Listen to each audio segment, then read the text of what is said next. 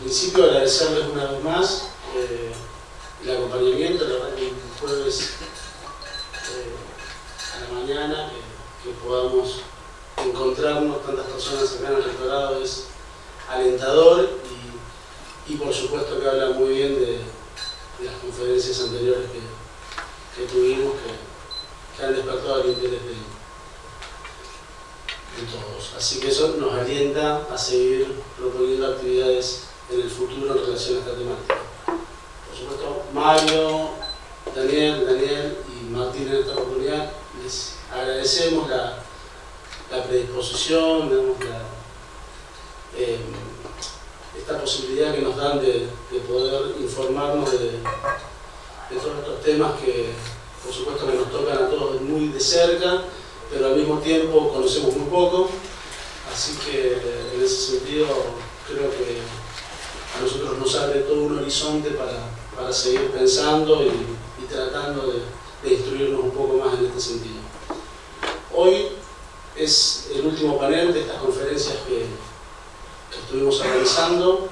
Va a ser un tema que tiene que ver con la gobernanza mundial y por supuesto que seguramente van a ir surgiendo muchos de los temas y de las problemáticas que estuvimos viendo en los medios en estos últimos días.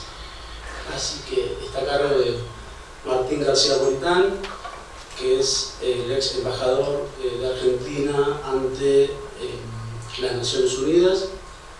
Así que nos honra con la presencia y con la posibilidad de poder escucharlo y conocer un poco más sobre la gobernanza mundial.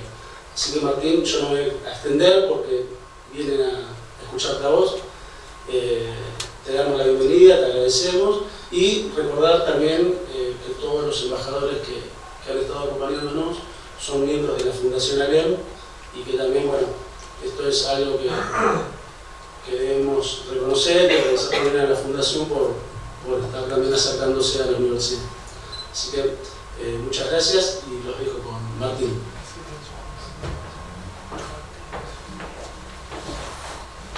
Bueno, muchas gracias, Pablo. Buenos días. Realmente Jerónimo es un honor venir a hablar no solamente en la Universidad Nacional de San Antonio de Areco, sino ante sus estudiantes, académicos y gente que yo creo que se ha acercado aquí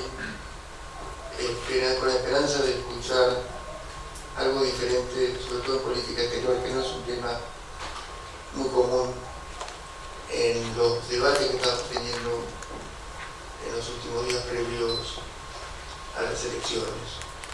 No es un tema que sea tan relevante para mucha gente en su quehacer diario, pero creo que justamente es eso lo que tratamos de demostrar, de que están equivocados. Por lo que habrán escuchado de las disertaciones de Mario Longuerda, Daniel Chuburu y Daniel Raimondi, habrán visto la importancia que tiene la política exterior en el día a día de todos nosotros y cómo la política interna influye en la política exterior y viceversa. Y nada más y nada menos como muestra de eso, creo que no puedo dejar de citar los acontecimientos que se están dando en este momento en Medio Oriente, la incursión de Hamas en territorio israelí. Y en ese mapa de las relaciones internacionales, como muchas veces, yo diría casi siempre, terminan repercutiendo en nuestra política interna y cómo hay que estar preparado en las posiciones nacionales lo que hace nuestra política exterior.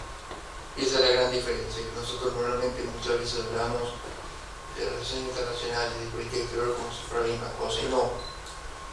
Nuestra política exterior de Argentina debe tener principios, debe tener valores que acompañen las distintas circunstancias que a veces se presentan en las relaciones internacionales.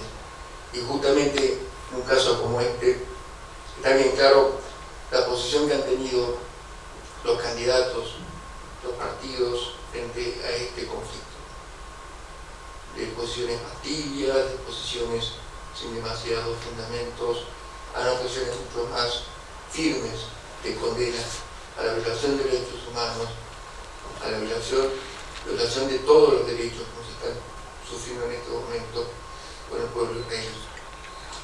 Por lo tanto, de la lectura de los medios y de la cantidad de repercusión periodística que hay, no se puede ser demasiado optimista de que el Consejo de Seguridad de Naciones Unidas, como órgano principal en la solución de los conflictos y de la paz y seguridad internacional, pueda ser eficiente en este momento. No lo ha sido con la guerra en Ucrania, menos lo va a ser en esto, sobre todo cuando hay tantos intereses en la región y posiciones tan diversas con respecto a la existencia del pueblo palestino y al Estado de Israel. Los dos estados deben convivir, así lo dicen varias resoluciones de Naciones Unidas, así lo dicen posiciones nacionales como la nuestra, que reconocemos a los dos estados y que la única solución es que se reconozcan mutuamente. Yo me voy a remontar a los acuerdos de Oslo, que les recomiendo, si alguien tiene interés en el tema, que lo busque, lo googlee. Lo googlee porque en eso justamente se habla del terrorismo. En esos acuerdos se habla justamente del reconocimiento de los dos estados. Palestina reconoce a Israel y Israel a Palestina. Y ese es uno de los puntos principales en todo esto. Y por supuesto el terrorismo. Es inconcebible que a esta altura el gobierno nacional no esté por decreto declarando a Hamas como una organización terrorista, como lo hizo el gobierno pasado con Hezbollah. Y Hezbollah está presente en este conflicto también. No está muy claro, ellos realmente no tienen demasiada presencia territorial de poder de fuego. Su poder es justamente en actividades terroristas, pero no de fuego. Por lo tanto, creo que en la frontera norte Israel no le tiene tanto miedo a Hezbollah, pero por supuesto es el brazo armado y está alimentado por Irán. Viejos conflictos, viejas rivalidades, y sabemos mucho de Irán porque lo hemos sufrido en carne propia con los atentados en Argentina. Por lo tanto, volviendo al tema principal de mi charla, que es la gobernanza mundial que se ve afectada por estos conflictos recurrentemente, y muchas de los cambios que se producen en el mundo, en cambios políticos, tienen una influencia enorme en el resto de los países. Ciertos países, como fue en su momento la disolución de la ex Unión Soviética, que produce un cambio, un rompimiento de la bipolaridad que se había generado a partir del fin de la Segunda Guerra, que duró durante esa Guerra Fría de casi 40 años. Y nos encontramos en el año 91 con la disolución de la Unión Soviética, la creación de nuevos estados y a la vez la hegemonía absoluta de Estados Unidos, hegemonía que dura más o menos 15 años. Hasta el 2008, en que se produce la crisis financiera, que es aprovechada por China, que obviamente venía creciendo a unas tasas increíbles durante 2 o 3 décadas y que se da la oportunidad de convertirse en la segunda potencia mundial. Pero por supuesto la historia paralelamente se empieza a modificarse cuando vemos a Rusia a partir del 2002-2003 con la asunción de Putin y lo que estamos viviendo hoy con la guerra de Ucrania. Todo ese escenario internacional nos lleva a ese mundo,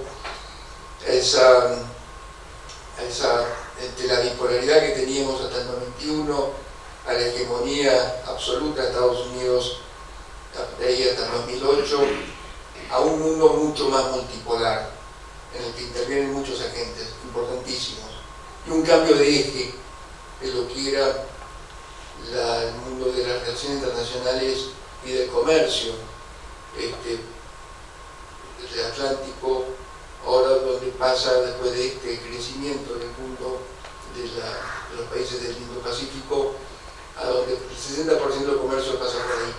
Entonces hoy en día tenemos otro eje que es el asiático, de gran importancia, en lo económico, en lo político y en lo financiero. Todo ese mundo coloca a la Argentina en una situación que quizás mis colegas habrán descrito con mayor claridad de cómo influyen todos esos cambios en nuestro desarrollo, en nuestra política económica y en nuestro comercio, por supuesto. En lo político, sin duda alguna, todo este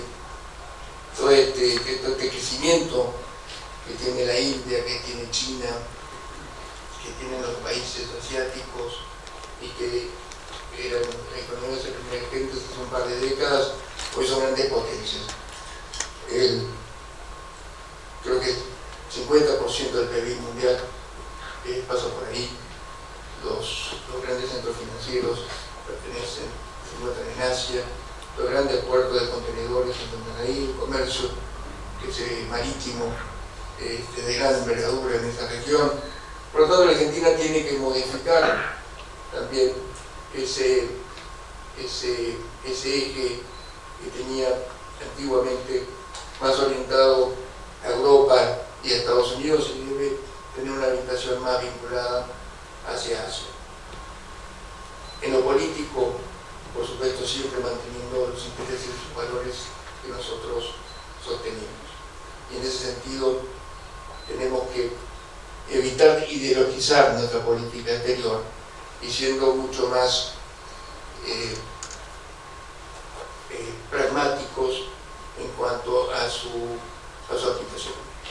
No olvidarse, por supuesto, de nuestros principios y particularmente encontrar un equilibrio con los actores globales y definir y proteger los intereses nacionales.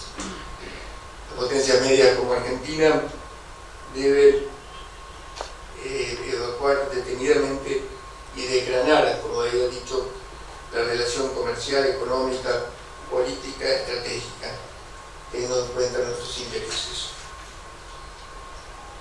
Pero para eso también necesitamos fortalecer nuestras relaciones con nuestros socios tradicionales. Y por las características que tiene nuestro país, tenemos que fortalecer también nuestra operación en los ámbitos multilaterales.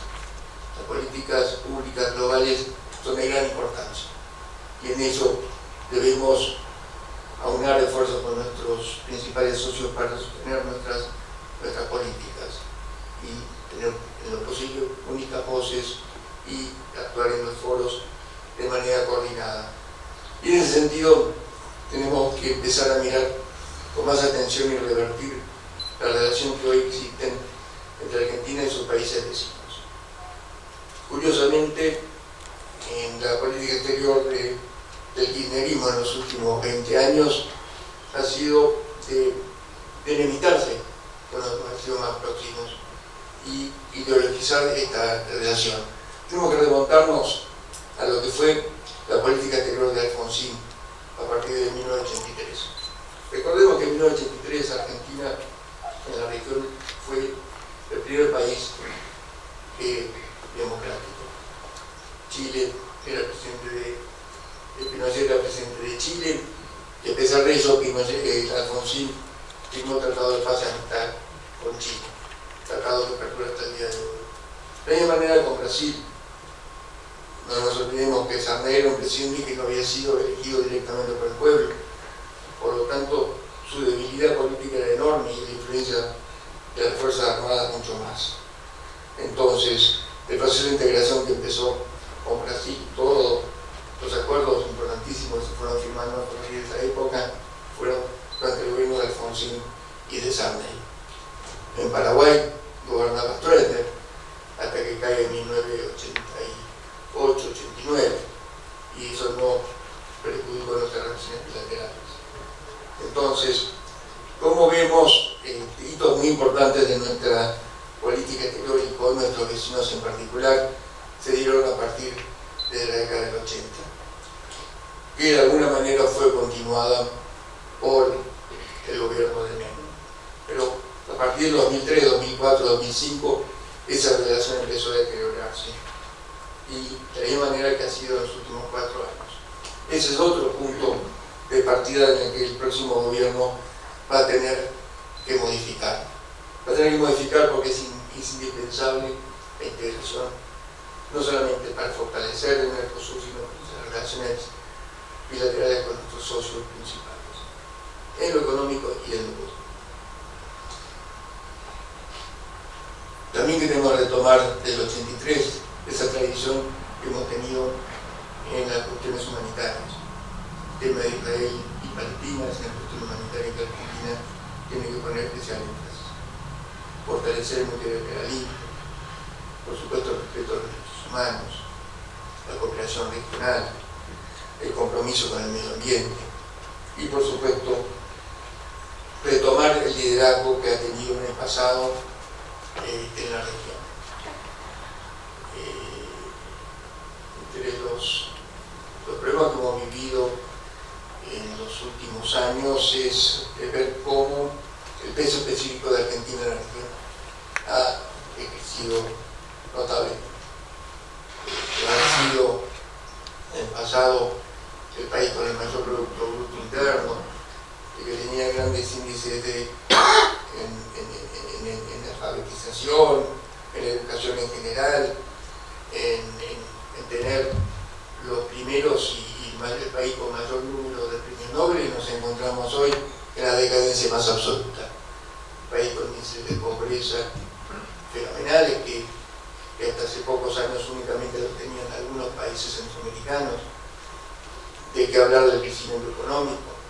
Todos estamos sufriendo la decadencia de estos últimos 20 años, que venía, por supuesto, arrastrándose desde décadas anteriores. Tampoco se puede negar de que a partir de la década de 60 toda esta ingeniería política se ha ido desmoronando. Cuando recordamos cuál era el índice de pobreza en los 60, el gobierno del presidente Illa, por ejemplo, hablamos de golpe de 4, 5, 6%, hoy estamos hablando por encima casi del 50%. Mismo, sin irnos a la década del 60. En la década del 70, que ya no estábamos bastante mal, 74, 75, el índice de pobreza era un solo dígito.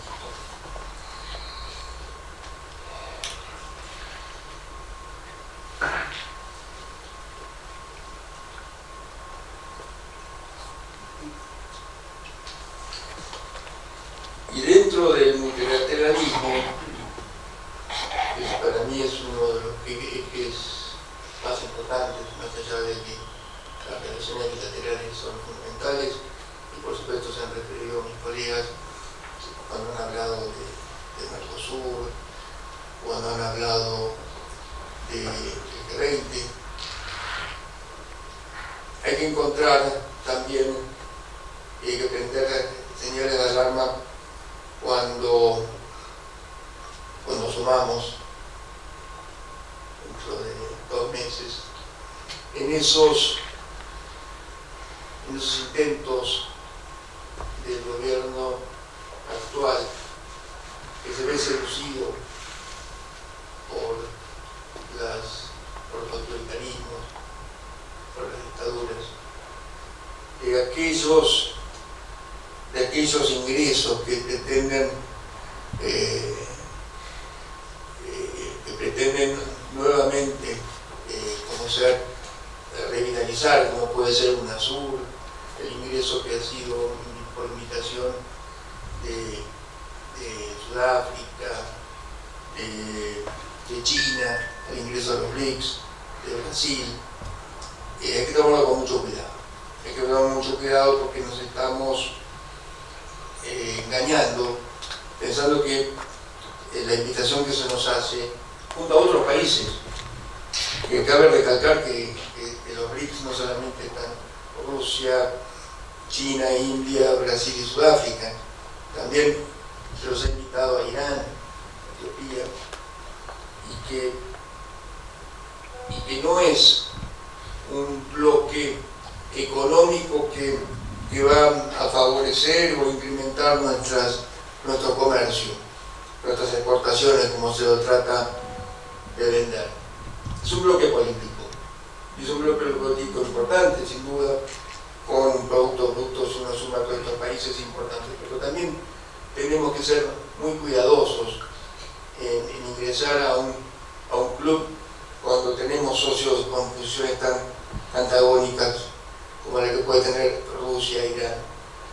Entonces, siendo muy cuidadosos también que los países que nos invitaron, no ofenderlos, sino tomar distancia como para que esa decisión se puede formalizar en cualquier momento desde el punto de vista que el gobierno actual lo ha aceptado y que teóricamente tendríamos que ingresar a este grupo a partir del 1 de enero, ser muy cuidadosos de ver cómo se puede dilatar nuestro ingreso y cómo manejar el sistema políticamente en los próximos meses.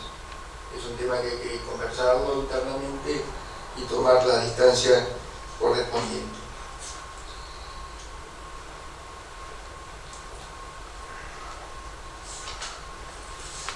Y dentro de los subtemas que tenemos que también que tratar de nuestra política exterior en los próximos años, espero que se vayan fijando políticas de Estado con respecto a muchos de estos temas, para evitar tener una política exterior zigzagueante. No nos podemos olvidar, por supuesto, el tema Malvinas, el mandato constitucional relativo a la soberanía de las Islas Malvinas y desarrollar nuestra proyección al Atlántico Sur y a la Antártida. También, por supuesto, promover la democracia, los derechos humanos, las libertades individuales y mejorar la calidad institucional de nuestra región. Ahí, con el tema de derechos humanos, es fundamental que seamos realmente muy obsesivos con los países más cercanos, con el tema de democracia. No podemos mirar hacia el costado por muchas de las cosas que suceden en nuestra propia región.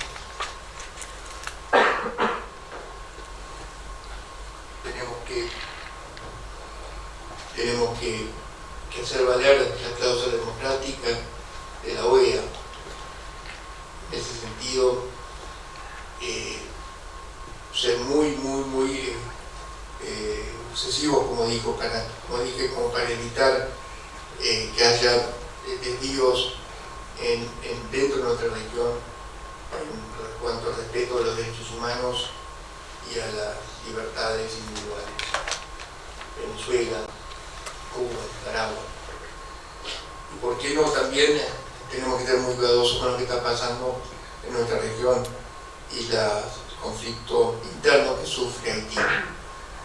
Es el país más pobre de nuestra región y el que sufre problemas políticos, y ya es un estado totalmente delictivo y al que hay que tener mucho cuidado y hay que darle toda la ayuda posible.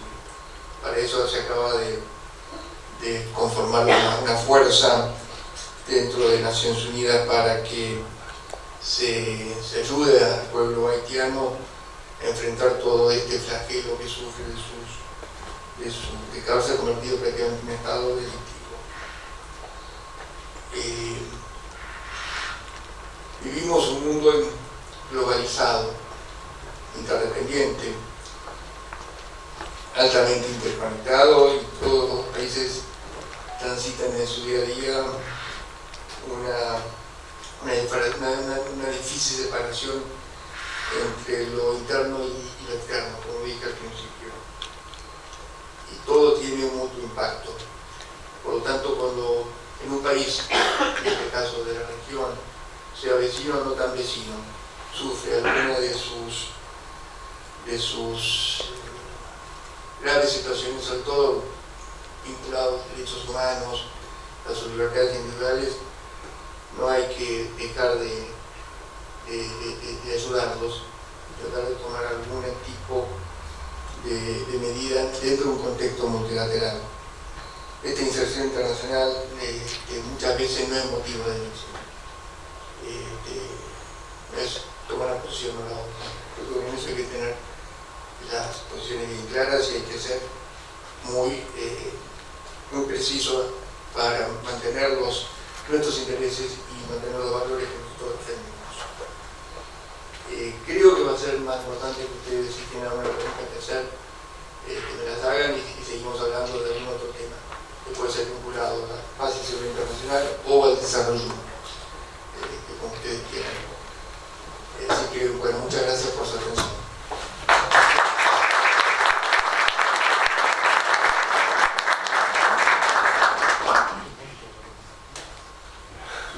Gracias, Martín.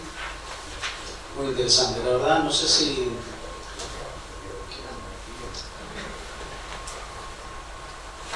Martín, muy clara tu exposición. Un poco volviendo al inicio,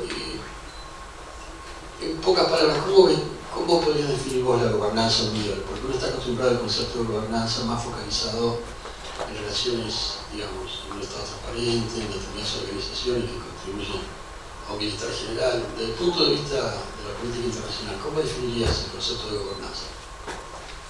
Bueno, nosotros, volviendo a dentro del ámbito multilateral, se ha intentado recurrentemente a aplicar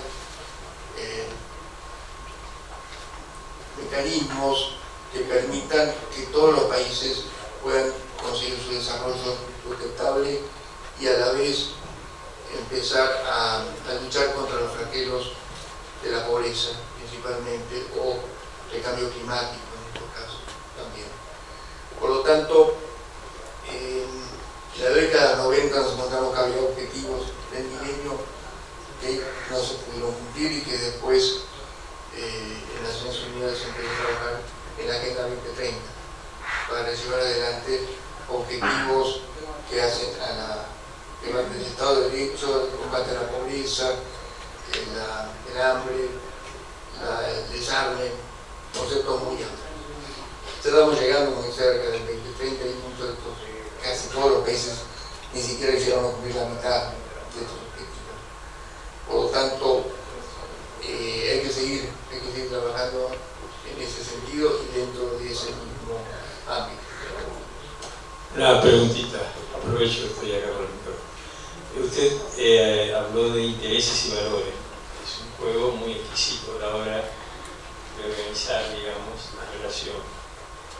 Y quizá va de la mano con otra pregunta que quería hacerle. Primero, ¿cómo se maneja el interés y valores? Y segundo, ¿por qué no está en la agenda política más presente la política exterior?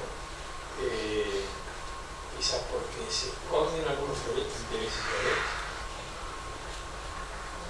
Vamos a empezar por la última pregunta. ¿Por qué? Yo creo que en un país como Argentina nunca se ha tomado una verdadera dimensión de la importancia de la política exterior. Bueno, no creo que porque se esconda. Porque yo creo que creen que la gente no le da importancia que sí. Si uno va a los medios periodísticos, tanto orales como escritos, van a ver que el espacio a la información internacional es escasa o nula. Son muy pocos los medios que le dan importancia a eso. Mucho menos a la comunicación que le da Cancillería muchas veces a sus posiciones. Yo no lo he escuchado mucho del canciller Cafiero, por ejemplo, hablar de posiciones argentinas en distintos temas. Por lo tanto, no creo que porque no le interese, sino que yo lo que sabe que a veces es difícil explicar las posiciones que tiene el gobierno. Yo creo que es un poco lo que estaba apuntando, si esa falta es esconder, si es esconderlo o falta de interés de mostrar. Cuanto a los intereses y valores, sí, a veces es difícil encontrar el equilibrio, pero hay que encontrar el equilibrio. Y sobre todo, los intereses nacionales son los que predominan. Los valores, sin duda, hay que mantener duda de los principios, pero teniendo en cuenta los intereses nacionales. En función del rol que ocupaste en ONU y las presentaciones de tus colegas en las ediciones anteriores, me interesaría que pudieras compartir tu opinión sobre el tema Malvinas. Ellos han hecho referencia a algunas políticas erráticas durante estos años que cada tanto vuelven a ocupar el centro de la escena y me gustaría que nos ilustres con tu opinión. Gracias. Sí, si Argentina hubiera tenido un crecimiento y una estabilidad política como un país normal en los últimos 50 años, estoy completamente seguro que por propia gravedad hoy estaríamos flameando la bandera argentina en las Malvinas. Pero son muchos las idas y vueltas que ha hecho Argentina en los últimos 50, 70 años.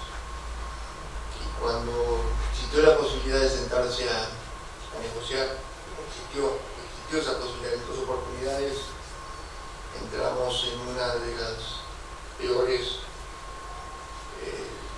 caminos que puede elegir un país.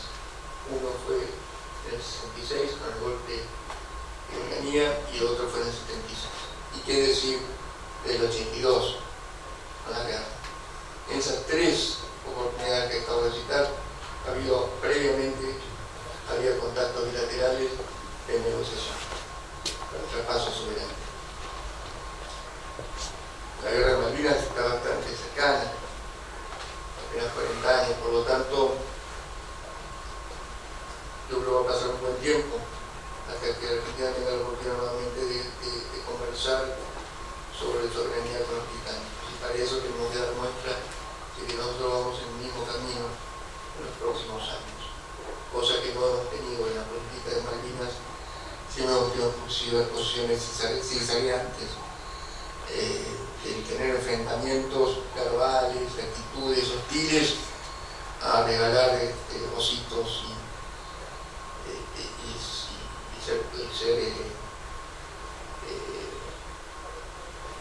ser lo más amigable que se pueda hacer. Entonces tenemos que tener una política de Estado. Y la política de Estado no es meramente retórica, es decir, que vamos a intentar recuperar las islas pacíficamente o irnos al texto constitucional.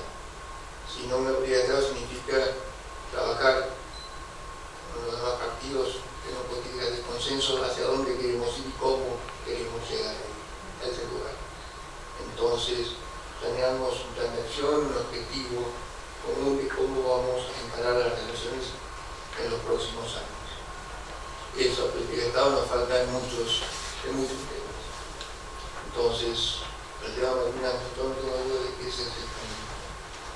Y lleva tiempo, como lleva tiempo la reconstrucción del país.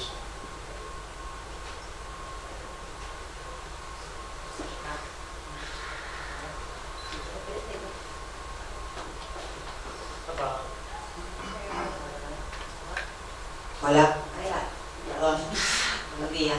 Bueno, en principio agradecerle la oportunidad de compartir este espacio, ha sido muy claro y quería un poco mi pregunta dar referencia a la primer tramo de su exposición cuando hablaba de los conflictos que lamentablemente se están sucediendo en muchas regiones del mundo y apelando a la experiencia que ha tenido usted como representante de la Argentina ante la ONU.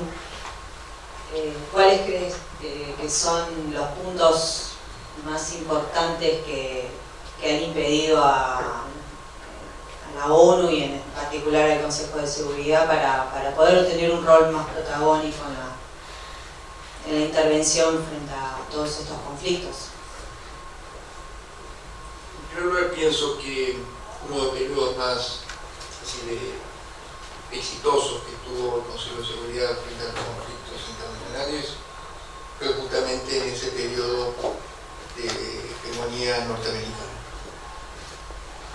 Como saben, el Consejo de Seguridad tiene 15 miembros, 10 miembros no permanentes, 5 permanentes, y los 5 permanentes, que son las potencias nucleares, Francia, Reino Unido, Rusia, China y Estados Unidos, tienen poder de veto.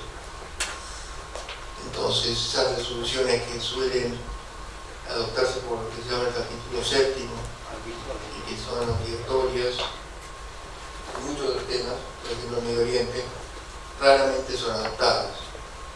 Muchas en las que se ordena el fuego, la intervención militar, es decir, medidas conducentes que llevan generalmente que pueden llevar a la paz. Entonces, mientras las potencias se vean enfrentadas como hoy están principalmente, diría, Rusia y Estados Unidos principalmente, ese tipo de entendimientos son casi imposibles. Cada uno toma como su patio trasero determinados conflictos, entonces se endurecen posiciones y se congelan las soluciones. Medio Oriente no es una excepción. Ucrania, por supuesto, no es la otra, porque además una de esas partes es el invasor. Pero también sucede en los conflictos en África o en Europa misma.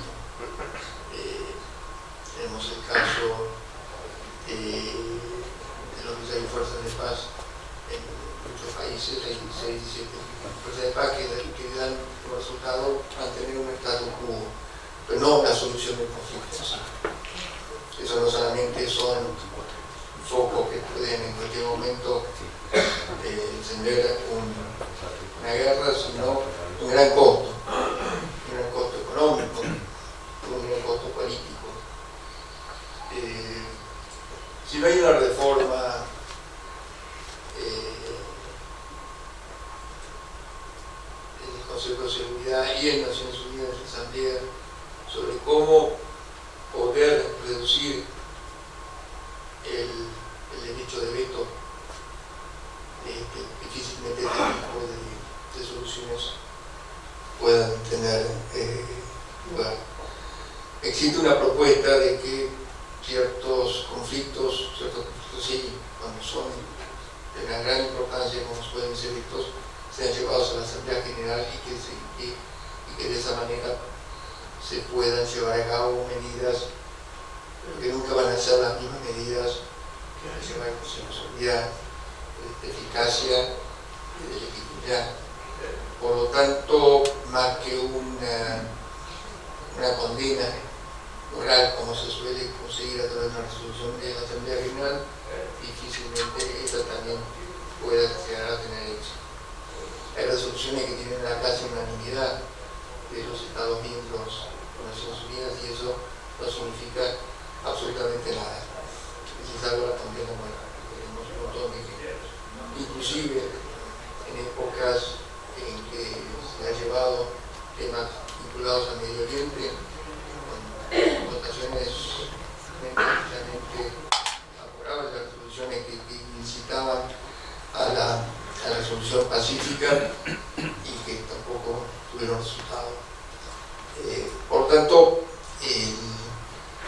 esa ineficacia del Consejo de Seguridad es inevitable por el momento, por lo que estábamos diciendo antes y también por esta multipolaridad que hoy existe. Curiosamente, los países que más ejercen el derecho de veto son Estados Unidos y Rusia. China raramente lo usa. En general se suele abstener cuando ve que un tema no lo convence, cuando quiere jugarse políticamente o no quiere quedarse solo. Reino Unido y Francia muchísimo menos. Creo que en la historia las Naciones Unidas no deben tener ni Francia ni Reino Unido más de 5 o 6 vetos. China podrá tener alrededor de 10, siempre más vinculado a temas socialmente el interés de la región Indo-Pacífico. Realmente se meten en conflictos fuera de su región y principalmente si hay intereses políticos, económicos, en donde hay un conflicto, donde ahí sí pueden llegar a ejercer por lo menos la amenaza de veto, que muchas veces es más efectiva que el propio conflicto en sí.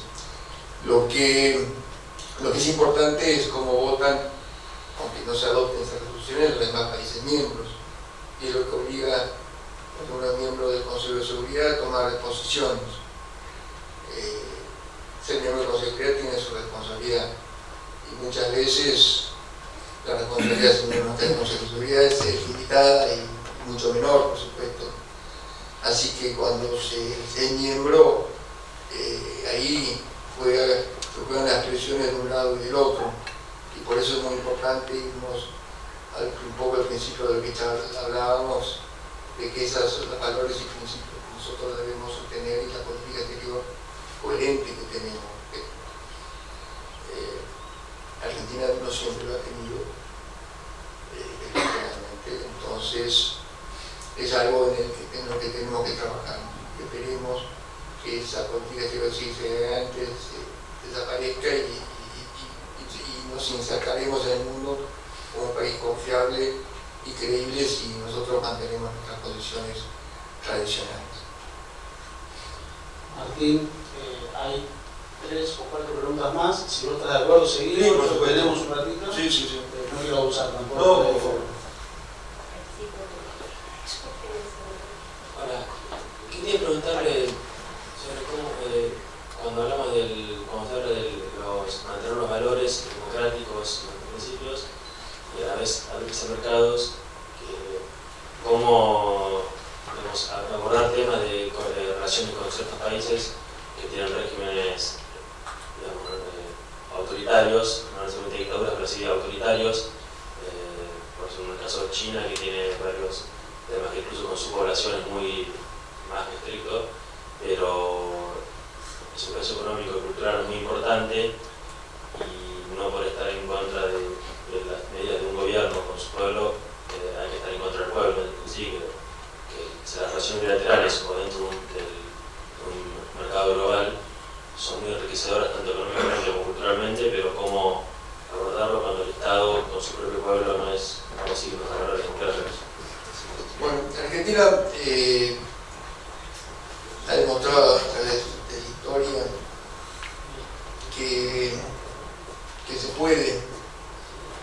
puede mantener una relación bilateral y a la vez importante en lo comercial, inclusive en lo político, y paralelamente también marcar nuestras diferencias en cuanto a ciertos valores que consideramos nosotros que son inamovibles y permanentes.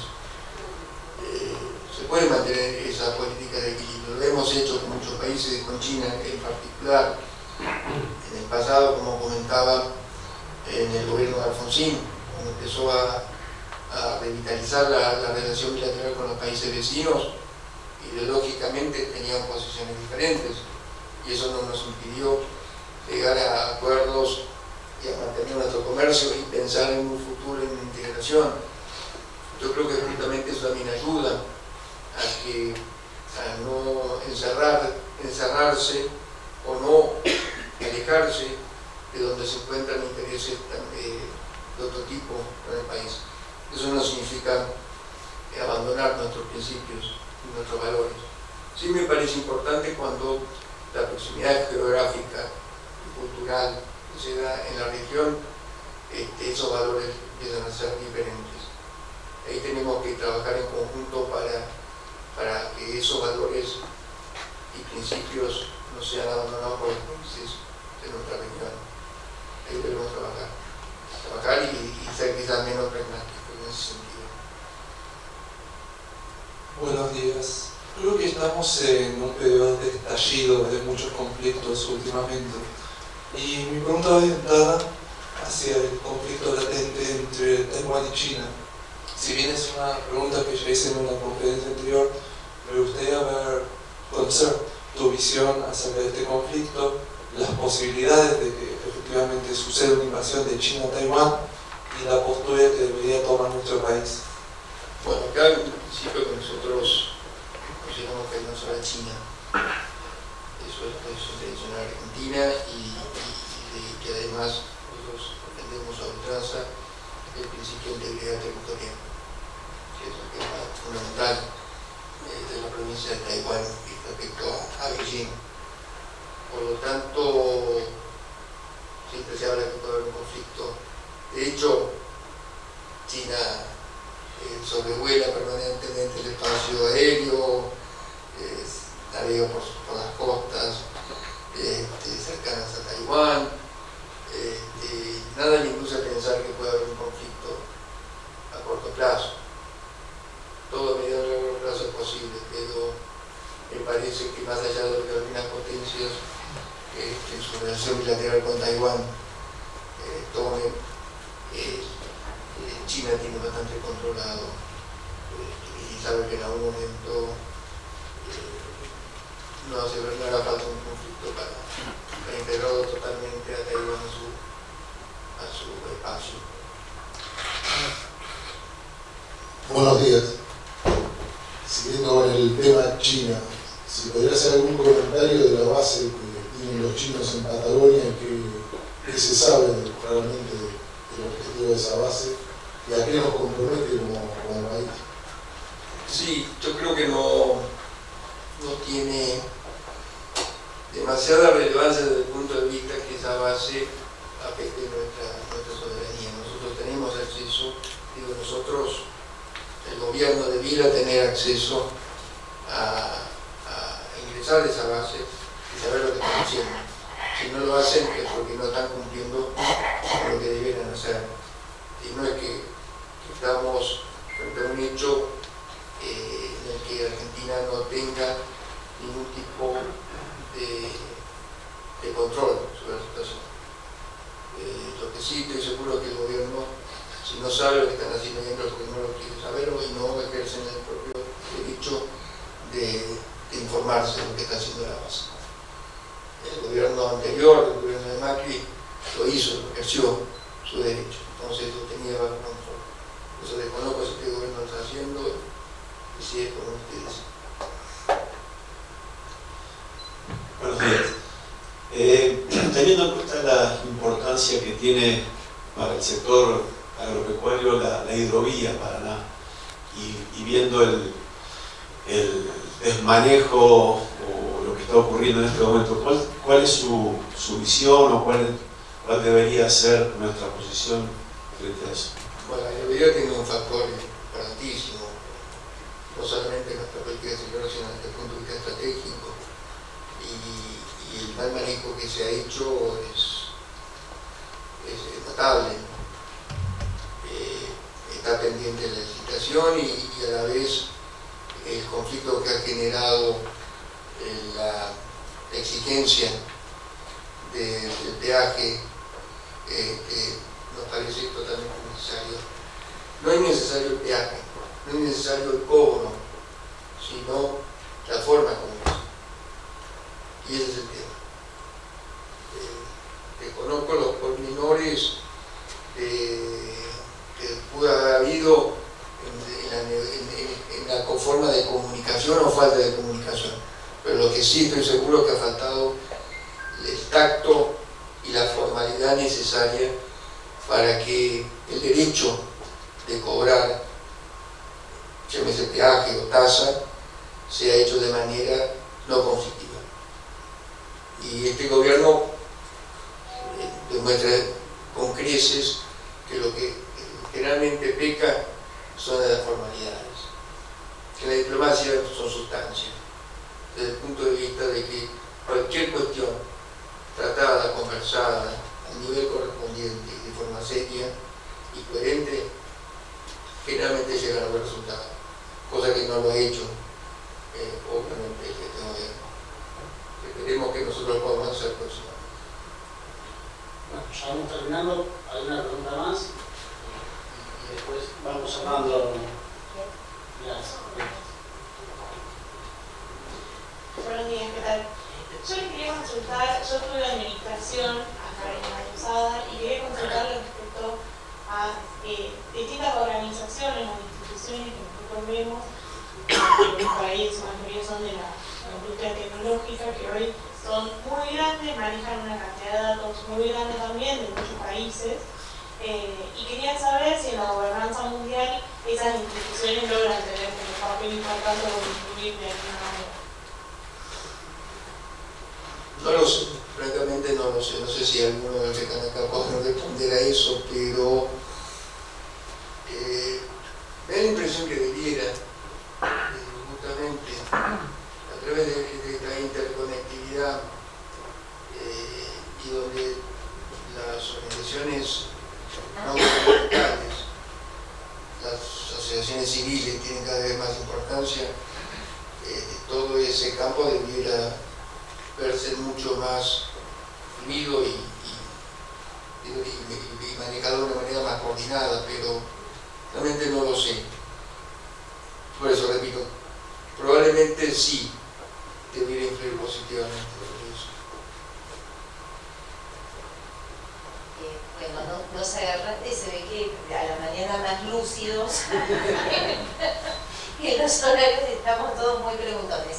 No, a mí me interesaba que pudieras retomar algo que dijiste en relación a los BRICS, digo, verdaderamente para los que somos legos en estos temas, escuchamos tantas campanas y tantos dichos y contradichos que, bueno, teniendo la oportunidad de escucharte a vos, me gustaría si pudieras expresarte un poco más, sobre todo por esto, porque hiciste referencia particularmente en tener cuidado, atender algunas cuestiones si se decide ingresar a ese club. Bueno, que pudieras comentar algunos detalles más en relación a ese comentario que hiciste. Yo creo que los BRICS se crearon de haber tenido un motivo por el que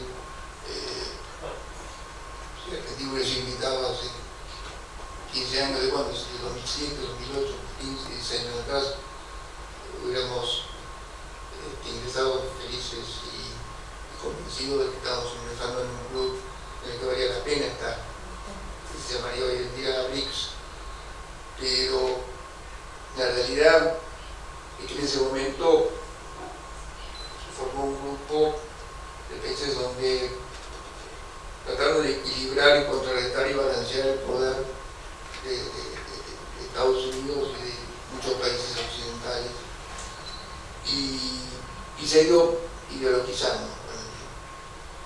La propia actitud que han tenido en distintas situaciones internacionales muestra eso. No podemos dejar de lado que uno de los socios de Rusia hoy en día es decir, ayer se produjo una votación en Naciones Unidas en la que Rusia perdió la candidatura a entrar al Consejo de Derechos Humanos. No es un dato menor, más allá de la importancia que tiene el Consejo. Una potencia como Rusia, que ha sacado apenas 83 votos de 193, demuestra que hay un fuerte rechazo internacional. Entonces, ser socio con Rusia en un espacio no me parece que sea oportuno. En un momento en que Argentina además tiene que reinsertarse en el mundo y demostrar todo lo contrario que viene demostrando ser, y ser creíble en muchos de los temas que hemos hablado esta mañana: valores, principios democráticos, coherencia, credibilidad. Que Irán sea invitado junto con Argentina también me parece es otro tema en el que nosotros no podemos mirar al costado y decir, bueno, nos interesa, nos conviene. Los miembros del BRICS son, al fin y al cabo, ocupan la mitad del PIB mundial. Yo creo que realmente no nos suma nada, todo lo contrario. Yo creo que Argentina tiene que buscar aliarse con países con los que tienen los mismos principios y valores. De todas maneras, con India tenemos una excelente relación, miembro de los BRICS. Comercialmente no puede ir mejor, pero es nuestro cuarto socio comercial. China, miembro de los BRICS, es nuestro segundo socio comercial. Brasil es miembro de los BRICS, nuestro primer socio comercial. Con Sudáfrica desconozco cómo es su comercio, pero es un país de que Argentina tiene excelente relación. Con Rusia tenemos una buena relación comercial. Obviamente nos separan preparan principalmente lo que sucedió desde el año pasado, desde el año pasado con la guerra de Ucrania. Por lo tanto, me preguntaría yo a los que quieren que Argentina permanezca en el proyecto, una vez si llegamos a acceder, ¿por qué no conviene? Yo creo que por el momento no nos conviene. Si pensamos en el futuro, bueno, lo analizaríamos en el futuro, pero yo creo que ahora no es otro. Bueno, te voy a hacer una última pregunta, yo voy a hacer uso del micrófono acá para que lo estoy compartiendo todo el tiempo. Vos hablaste, en algún momento hiciste referencia a la situación social argentina, hablaste de la pobreza, de todo lo que todos nosotros ya conocemos, por lo que estamos pasando en los últimos años. Por ahí, y pido disculpas, la pregunta es muy general y voy a remitir a tu experiencia para que des una opinión en definitiva. La política exterior, ¿en qué puede ayudar a la Argentina a desarrollar el país, a que podamos de vuelta empezar a estar en a transformar la realidad actual del país, a mejorar, por supuesto, a mejorar? Wow, tenemos que estar de vuelta todo. Es mucho. Primero porque creo que cuando ingresé a la carrera, como seguramente saben también, mis colegas pensábamos que estábamos haciendo un aporte muy importante al desarrollo del país. Y creo que de alguna manera la política exterior lo hace. Lo hace siempre y cuando se lo utilice correctamente. Si Argentina se convierte en un país que no al derecho internacional, no a la paz, no a la seguridad, hacemos todo lo contrario, no hacemos más que profundizar nuestra crisis. La cuestión es qué principios, qué coherencia, qué credibilidad transmitimos. Y eso, yo no puedo, desde una embajada, mejorar la relación comercial si nosotros no producimos nada, o si producimos poco, o si hay poca inversión en el país por las medidas económicas. Entonces hay muchos factores que, a pesar de la buena voluntad y de lo que esté escrito a través de decretos, leyes y tratados, que uno no puede modificar si no se modifica internamente ciertos vicios y problemas que están adentro. Y eso es un poco lo que pasó en Argentina. Hemos tenido muy buenos diplomáticos, muy buenos cancilleres, muy buenos, mucho voluntarismo, pero si no mejoramos internamente nuestra forma de gobernarnos, difícilmente podamos hacer algo. Entonces sí, la respuesta es ¿en qué se puede ayudar? Y bueno, si podemos resolver todo eso y empezar a crecer, a ser un país atrayente para las inversiones, tener una moneda fuerte, producir bienes que sean competitivos, podemos ayudar muchísimo. Para eso tenemos 150 representaciones del exterior que pueden ayudar a promover nuestros productos. Y además, en los organismos internacionales, obligatoriamente firmar acuerdos o adherir a convenciones donde justamente nos favorece el ingreso a la OCDE, por ejemplo. Es una ambición, pero si no hacemos los cambios que hay que hacer internamente, difícilmente nos podamos ingresar y beneficiarnos. Entonces hay muchas cuestiones que no dependen de la política exterior, pero sí podemos ayudar también a transmitir lo que pasa en otros países. Hoy en día, con un mundo tan globalizado, la función diplomática no es transmitir información de lo que pasa en otro país, porque hoy en día lo tenemos todo. Un chico de la primaria lo puede tener con más rapidez que necesitar tener una embajada, pero sí en la formulación de políticas, en ayudar a que se puedan ejecutar. Pero repito, Si no lo hacemos internamente, difícilmente podemos vender un país mejor de lo que es. Y eso obviamente va a repercutir en nuestro desarrollo. Bien, y bueno, esto último que hacer referencia de ayudar a transmitir lo que pasa en otros países, creo que lo empezamos a hacer un poquito, no sé si empezamos, que lo hicimos con este ciclo de conferencias. Yo les recuerdo que a continuación va a haber un taller donde vamos a tratar de abordar algunas cuestiones más puntuales, específicamente orientado para el sector productivo. ¿Va a ser acá en este salón? Va a ser en el aula que tenemos acá en el rectorado, así que ahí también los vamos a invitar a que los invitamos a que participen a que quieran. Y por supuesto, Martín, agradecerte la buena predisposición, la claridad, bueno, ofrecer también a responder todas las preguntas que te hicieron, que había más preguntas, pero me parece que ya estuvo bien y que hay que dejar un poco de ganas para alguna futura actividad que podamos hacer. Y bueno, muchísimas gracias. Gracias a ustedes.